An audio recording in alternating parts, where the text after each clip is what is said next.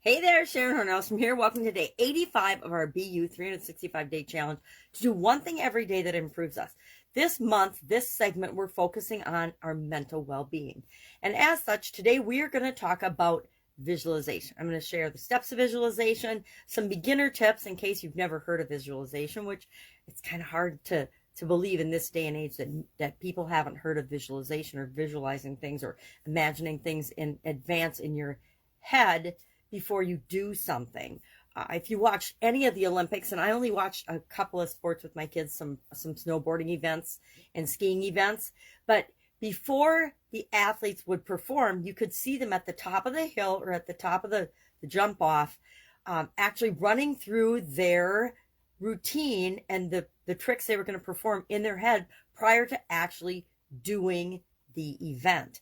We see this with speakers. We see this with business owners. We see this with people in all walks of life. Before they do something or go to an interview, you practice in your head ahead of time, right? You visualize the interview going well. You visualize achieving the thing that you want. How do we do this?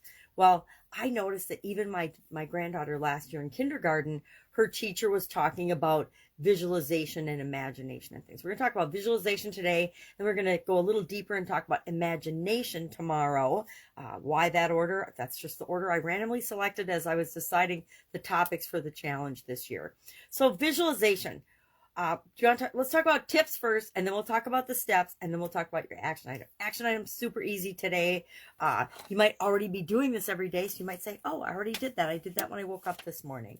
But the 7 beginner tips, I remember when I first started to visualize, and I still practice pretty much every day because I don't consider myself a good visualizer, right? I don't consider myself a visual person, yet I am totally a visual person. If I look at no, I'm probably kinesthetic, but if you think about the different types of personalities, people tend toward one of their senses. And as my vision has been failing, I've had to fill in other senses and be more in tune with my other senses. But, you know, there's sight, sound, taste, touch, smell, and then, of course, our sixth sense, our intuition. But all of us have the ability to visualize, which is why I'm glad to see that the schools are teaching children how to visualize, how to tap into and imagine in their mind, visualize in their mind the way they want to behave, the way they want things to be.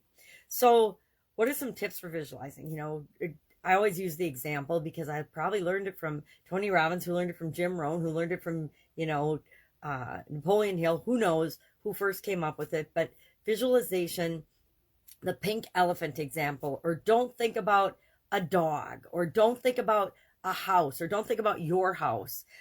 Whenever you tell somebody to not do something, they automatically create pictures of that in our mind. Why? Because our minds and our brains function in pictures. We see everything in pictures, and then we translate it into symbols and words if we want to store it in different ways in our memory. But we store everything, we see everything, we absorb everything as a picture, and then tuck that away in our brain somewhere.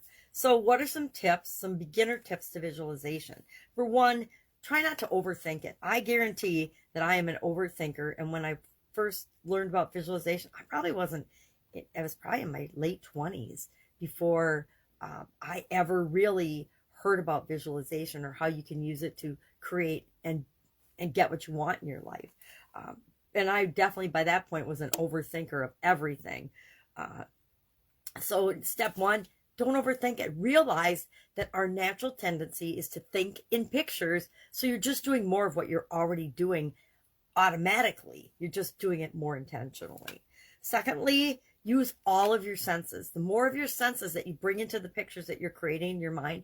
And in a couple of days, I'll share my favorite visualization strategy with you. We'll spend a whole day or a whole, challenge day on that. I learned it from Jim Edwards, who's an online marketing guy. That he's probably one of the first people I ever started following online, and have been connected to him. I call him a friend for quite a long time. Oh, geez, longer than I hate to admit. Probably as long as the internet's been around, I've been following Jim. So use all of your senses. Third, try not to judge yourself. One of the biggest things, like saying I'm not a good visualizer, is totally judging myself. One of the most important things we always need to do in any situation is to observe and notice what we're doing, but not necessarily beat ourselves up for it. We do the things that we do. We do everything that we do for a reason. Usually it's to protect ourselves or out of fear, but we always have a reason for doing it. So we want to be curious about, well, why am I doing that? Why am I judging myself? Well, we're usually judging ourselves to make ourselves feel better, right? Does judging yourself ever make you feel better? Not me, pretty much not. It's usually me beating myself up for something I think I'm doing wrong. Well, don't judge your visualization. Don't judge yourself if your mind wanders, because all of our minds wander all the time. Just notice it and then bring yourself back to what you're focusing on, what you're thinking about, what you're visualizing. Fourth, stay relaxed throughout the process. One of the most important things is to find a quiet place where you can just relax and chill and breathe for, a minute to 5 minutes is all it takes to pop into your visualization. And as you add detail, as you add more to your story, it might take longer, but it doesn't have to. You can visualize in an instant what it is that you want. Once you get that clear mental picture in your mind, you can visualize it anytime. 1, 2, 3, 4, 5. Practice visualizing every day, or practice regularly. I say every day. Why would you not want to practice seeing yourself having what you want and feeling the feelings of having what you want every single day? I want to do that every single day, right? So practice regularly. You define regularly. Connect with the emotions of already having what you want. How does it feel? How does it make you feel? Because our emotions lock things into our memory, and our visualization, our mind cannot, and our brain cannot differentiate between what we actually experience and a vividly imagined event. It cannot tell the difference. That's why you see so many athletes and so many people running through their routine or practicing it before they actually do it. Because by the time they perform that, like at the Olympics, they've actually run through it thousands and thousands and thousands of times flawlessly in their mind. And that increases the chances of them running through it flawlessly in the event. So connect with the emotions of successfully performing it, and then visualize with a sense of knowing. Visualize knowing that you can create whatever outcome that you want. Visualize knowing you will have the result you want if you visualize it often enough and clearly enough, and then of course take action to follow that up. So we all visualize, we all can do it. So what are the steps to visualization? If you need to break it down like I do into processes and steps to make sure you're doing it right, here they are. Number 1, all visualization is the formation of images and visions and pictures in our mind, right? It's something we do naturally. So step 1, write down in detail, what do you want? What is the end result that you want? And then engage all 5 emotions in your description. If you write it down, you can add more details, take things out that don't feel right, add more details, and then you can tweak and change it as you go through the exercise of visualization. And number 2, imagine the emotional attachment to the outcome. Again, step 1, what do you want? Step 2, in detail, and add your emotions. Step 2, imagine and actually feel the feelings of having what it is that you want, the perfect outcome. Step 3, take action on a daily basis toward your desire. We can visualize and imagine all we want. And one of the biggest flaws in the movie, The Secret, if you're familiar with that, was that it didn't remind us that we have to take the inspired action of the visualization. We can sit around and we can imagine and we can visualize and attract via the law of attraction what we want our entire life. But if we don't ever take action on the things that come to us to help us make that a reality in our life, nothing will happen. We'll just die sitting on the couch, I guess. Step 4, expand your knowledge. Look for and be curious about information and things that pop up in your environment that are related to your vision and your visualization, because they are coming to you for a reason. Follow up on them. Be curious about them. Expand your knowledge and information about the thing that you're trying to achieve.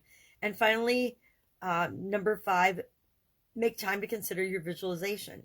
Make time to think about what it is you're visualizing. And you can just do that as you go about your day, right? So what's our action item today?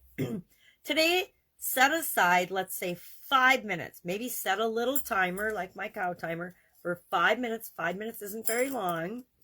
and go to a quiet place where you're not going to be disturbed. Maybe just go sit outside on the porch, pretend you're just getting some sunshine, or you're smoking if you smoke, but go and just visualize what it is that you want. Maybe it's to not be a smoker.